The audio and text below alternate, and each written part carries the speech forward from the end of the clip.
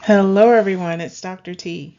I'm a tech trainer and career coach, and I help professionals transition to tech by leveraging their existing skills and abilities. Today, we're talking about PCI DSS compliance and introducing this GRC area as a potential for transitioning into tech. PCI DSS stands for Pay Card Industry Data Security Standards.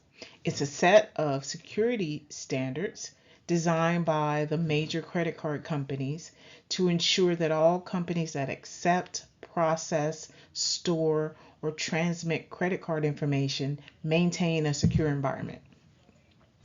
The PCI DSS was developed by the Pay Card Industry Standards Council, which is comprised of those major credit card companies we talked about: Visa, MasterCard, American Express, Discover, and JCB. There are 12 PCI DSS requirements that fall into one of six categories, overarching goals that an organization looking to be PCI compliant would focus on from a data security perspective. So there's building and maintaining a secure network and system, protecting cardholder data, maintaining a vulnerability management program, implementing strong access controls, and regularly monitoring testing networks, as well as maintaining information security policies. So this video focuses on that testing and monitoring of networks. The commitment by an organization to regularly perform monitoring and testing activities gives them that forensic information and that threat intelligence that they need to address the vulnerabilities, maintain a secure network, protect data, and implement strong access controls. So it's really that continuous loop that's addressed by monitoring and testing networks. The ability to perform internal and external environment scans is important from a monitoring and testing perspective. And the implementation of intrusion detection and prevention systems helps organizations to gather that information needed for determining causation of events, and also guides the audit log and audit trail retention policies. There are two specific PCI DSS requirements that map to this overarching category of regularly monitoring and testing networks. There's requirement 10, which focuses on logging and monitoring access to system components. And there's requirement 11 that focuses on testing system and network security regularly. So requirement 10 really establishes those processes for logging and monitoring, establishes guidelines for audit logs, protecting those logs from any unauthorized changes, making certain that specific time synchronization is in place to ensure that whatever event or incident data that is collected is consistent and supported by timestamping, and making certain that an incident or event that took place is tracked down to the very instance that it occurred, and that same time instance is reflected across the system that it occurred in, as well as the intrusion system that found it. So time synchronization is important to regularly monitoring and testing networks. Any failures to systems are detected, reported, and responded to. And then that audit logs that capture all of this data are very regularly reviewed for suspicious activity. This is all a part of PCI DSS compliance as it relates to monitoring and testing environments. Requirement 11 focuses on establishing processes for that network security testing, making sure that the processes are clearly defined, documented, and understood by the stakeholders responsible for those processes, taking into account wireless access points and addressing any internal and external vulnerabilities as well, making certain that penetration tests are performed regularly and that any unexpected changes are detected and addressed in a timely manner. We can look at a few opportunities and baseline approaches to regularly monitoring and testing networks. So if we think about implementing logging. Logging is important to understand any and all activity and maintaining a detailed record of that activity, including system events and security alerts. So having that audit trail for activities is important to that regular monitoring and testing. So the organization is understanding what kinds of anomalies are happening or what kind of unauthorized access is being conducted. These logs need to be enabled to reflect relevant activity on network devices and systems, applications, to include firewalls, routers, servers, and any other critical information components.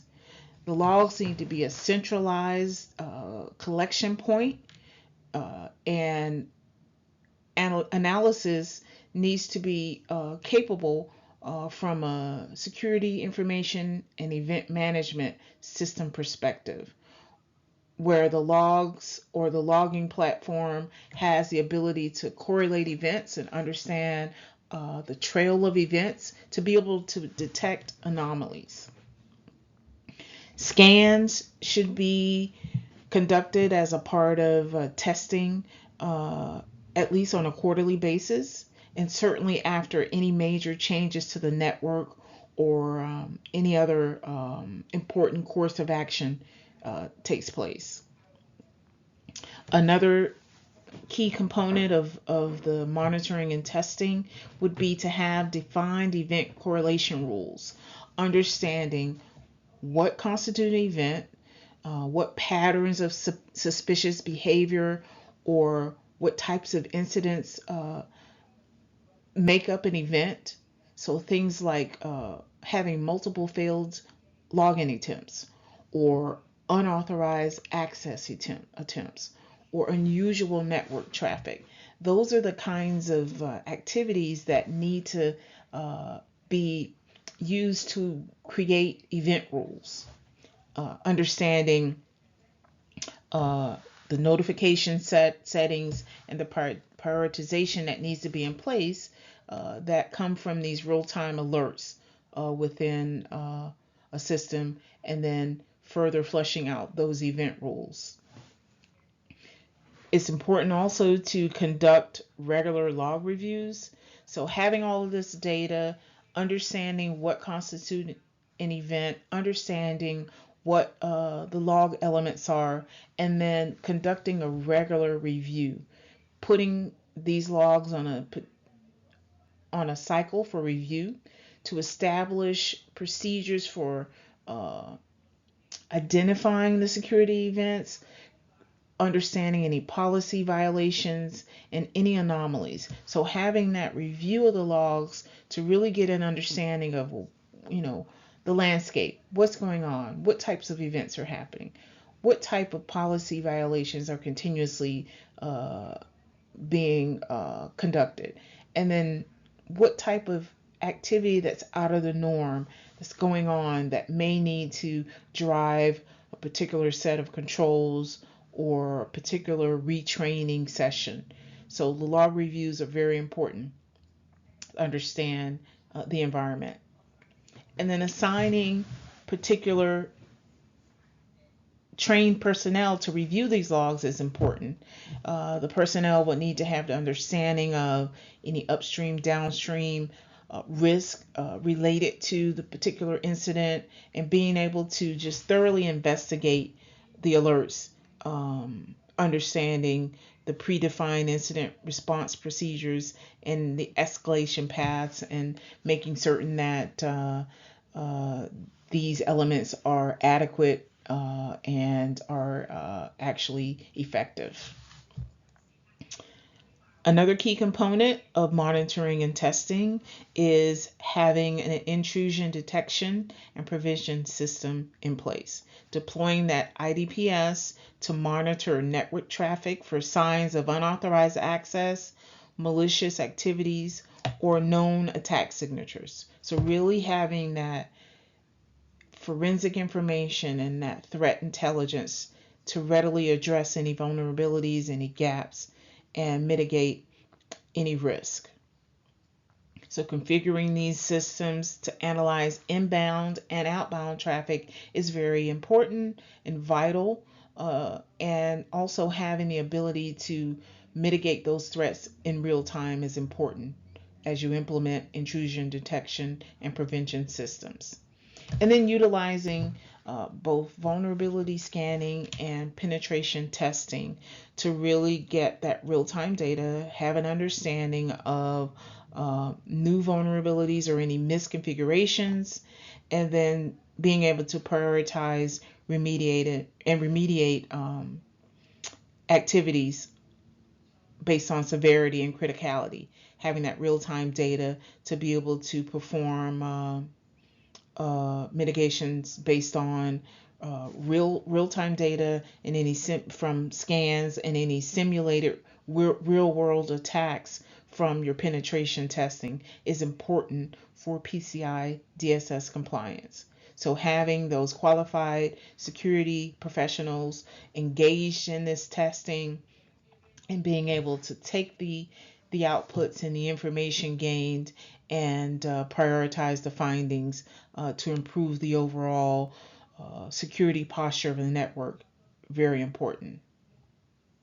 So these are just some of the baseline activities that an organization would focus on as it relates to PCI DSS compliance, making certain that documentation is in place, actions are identified, any follow-up activities are in place to demonstrate compliance is the focus of these tools and measures that are in place and recommended here. But if you have any other suggestions or any feedback on what's presented, do leave a comment.